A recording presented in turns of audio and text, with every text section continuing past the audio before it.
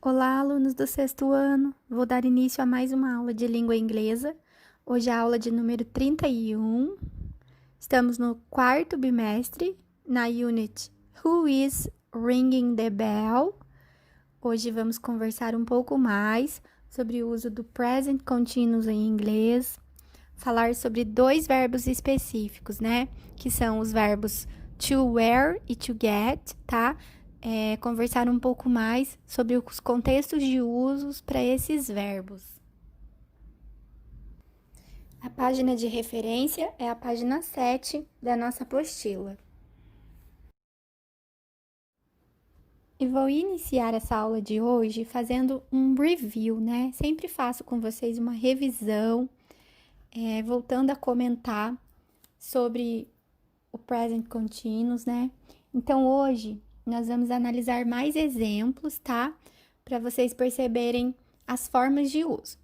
Então, lembrando que para usar o present continuous corretamente, basta pensar nas coisas que estão acontecendo no exato momento em que você fala. Para isso, utilizamos o verbo to be e acrescentamos o ing nos verbos de ação que queremos usar. Por exemplo, do, fazer, study, estudar, e read, ler, né? Quando passados para o present continuous, eles ficam doing, studying e reading, tá?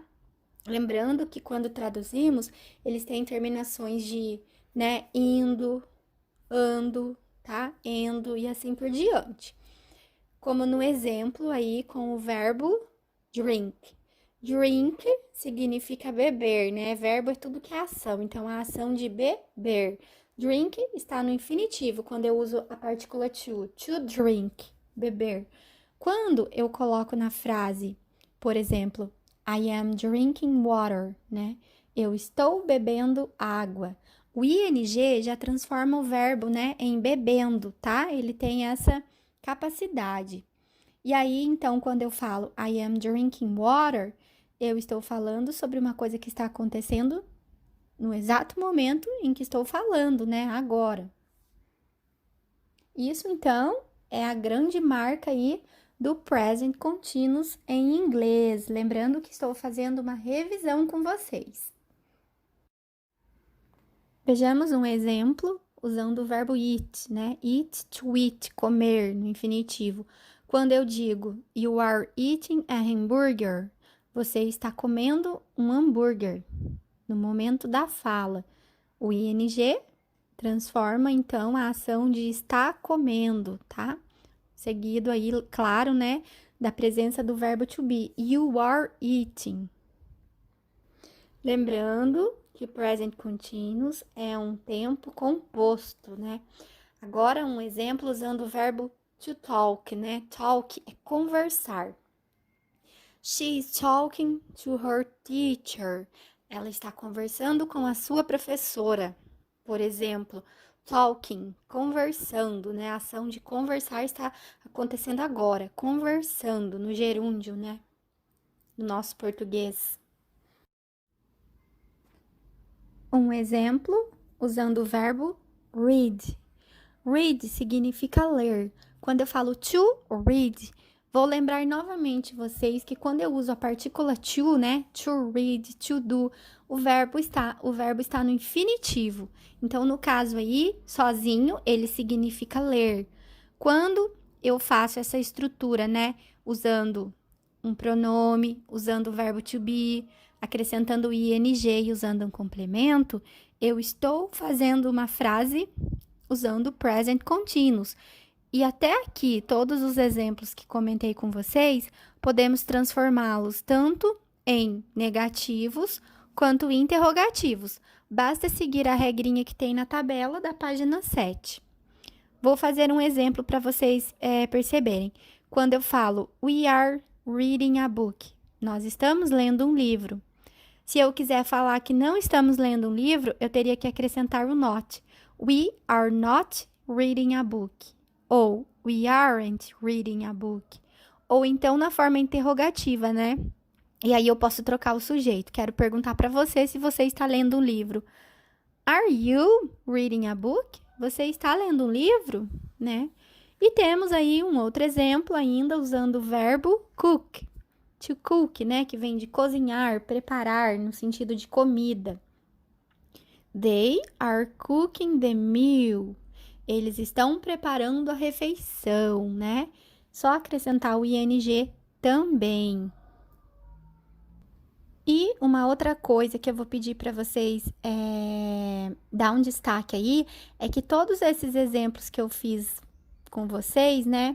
Vou até repetir os verbos aqui, usando os verbos to drink, to eat, to talk, to read e to cook. Todos esses verbos, eles não são alterados. Nós apenas acrescentamos o ing. Lembra que falei com vocês das regras de alguns verbos, né? Por exemplo, os terminados em e, nós temos que tirar o e para acrescentar o ing. Verbos como study, nós não tiramos o y, né? E acrescentamos o ing. Então, tem algumas regras, exceções aí. E esses de agora dos exemplos, basta acrescentar o ing, que eles já ficam corretos. E uma outra coisa que também é legal vocês aprenderem sobre o present continuous é que também podemos usar palavras que indiquem o que está acontecendo no momento em que se fala.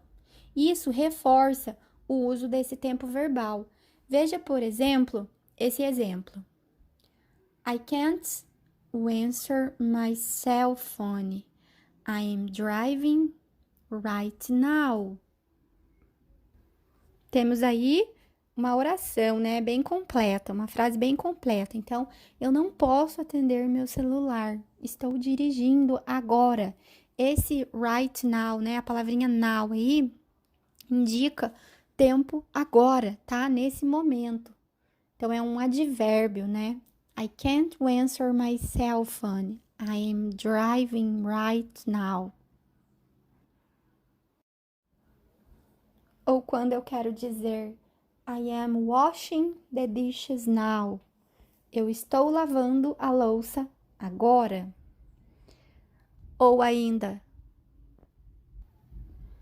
She is sleeping at her parents' house at the moment.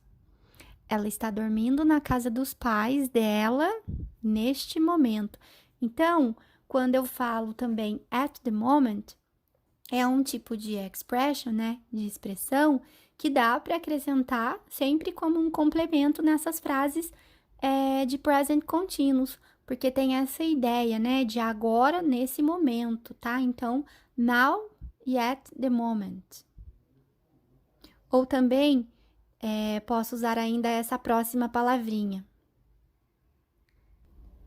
They are currently working at the company.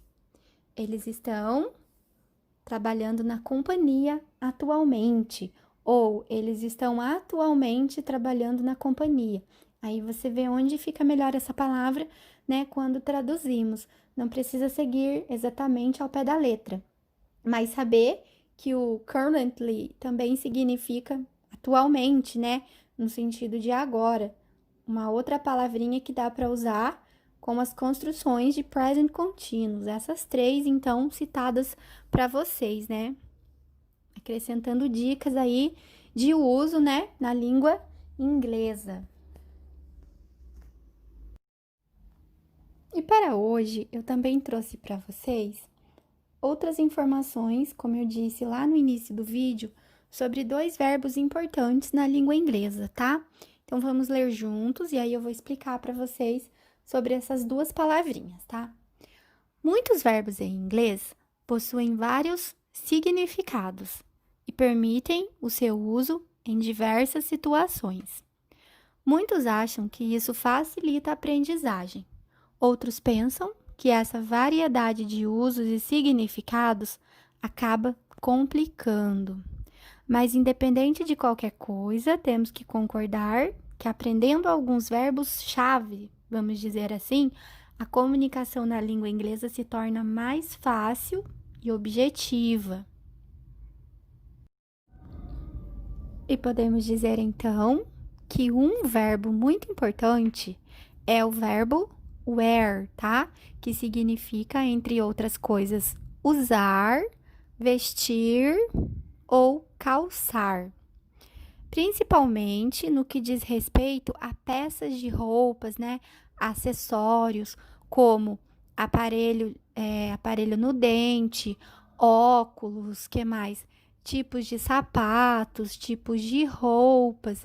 Por que estou falando e destacando mais o verbo wear? Porque na nossa apostila, né, no Wordwork, tem uma parte aí, um capítulo que fala justamente do vocabulário, né, de algumas roupas em inglês. E aí, nas construções dos exercícios, nós usamos então o verbo wear, né, dando essa ideia de usar, né? I wear glasses, por exemplo, estou usando óculos. I wear a white t-shirt, estou usando uma camiseta branca.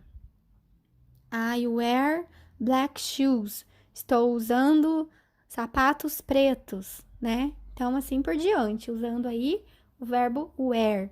Isso significa, então, que podemos usar o mesmo verbo quando estamos nos referindo a roupas, cores, perfumes, joias, acessórios, calçados. No caso, quando vamos dar a característica física da pessoa, né? Se a pessoa usa barba, tá? Quanto ao cabelo, óculos e etc. E o outro verbo que eu quero falar também para vocês é o verbo to get, né? Que aqui eu separei, dividi em 3 significados para vocês, tá? Na verdade, eu coloquei significado 1, significado 2 e significado 3. Vamos lá. No significado 1, to get pode significar adquirir, comprar, conseguir, arranjar ou pegar. No significado 2, to get pode significar tornar-se, né, ficar, mudar de um estado de espírito para o outro, por exemplo.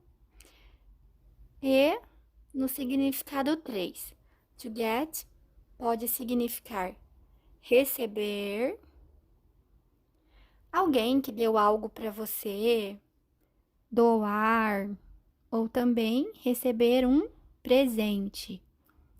Só para vocês entenderem, todos esses contextos aí, podemos usar esse verbo, tá? To get. Na hora de traduzi-lo, que temos que analisar o contexto ao qual ele está inserido, para assim traduzir da melhor forma, né? Seja nas palavrinhas do significado 1, 2 ou 3. E o fato é que esse verbo também aparece na forma do present continuous em algumas frases, tá? Então, por exemplo, como ele tem aquela formação de consoante, vogal, consoante, né? CVC. Na hora de passá-lo para o present continuous, eu preciso repetir a última consoante, né? Que fica getting, tá? Um leve som de R, né? Fica G-E-T-T-I-N-G, tá? Quando ele aparece, assim, em frases do present continuous. E, claro, antes de finalizar a aula, não posso deixar de passar a nossa tarefa da semana, tá? Referente a essa aula 31. Vocês irão fazer as páginas 13 e 14, tá? Do nosso English Book.